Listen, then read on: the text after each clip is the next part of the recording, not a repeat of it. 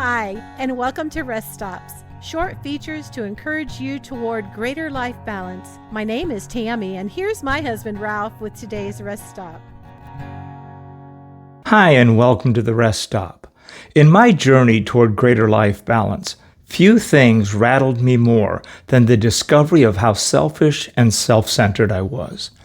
Even though I have been a follower of Jesus for over 50 years, an honest look inward revealed a heart that was more miserly, materialistic, and me-centered rather than other-centered.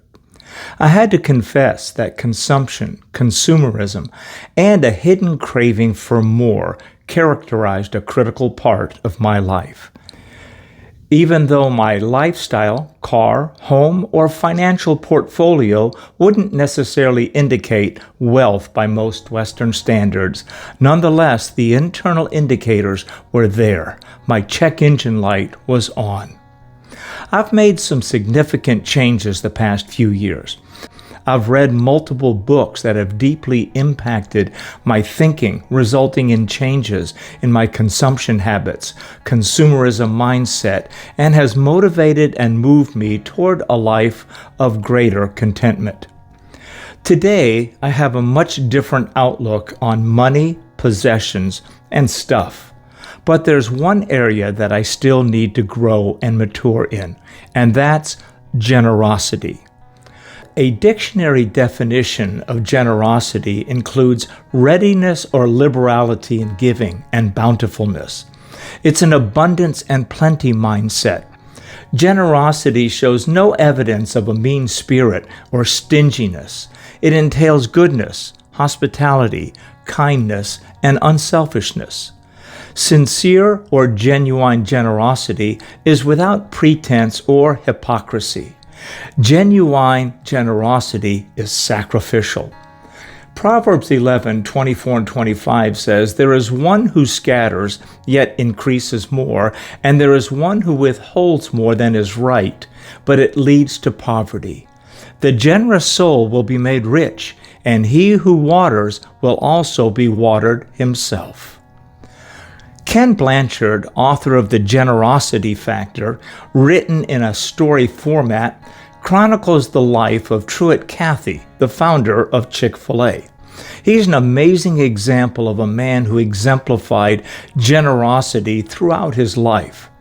The book teaches generosity by telling his story, but you don't know it's Truett Cathy until the very end of the book.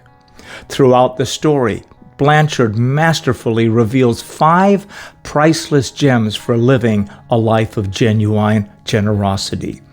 The secret to living a generous life is heart, H-E-A-R-T. He owns everything. The he is referring to God. He owns it all. If you fail to recognize and acknowledge this, generosity will be elusive. E. Every day is an opportunity. Look for new ways every day to impact the lives of others through generous actions. A. Action is required.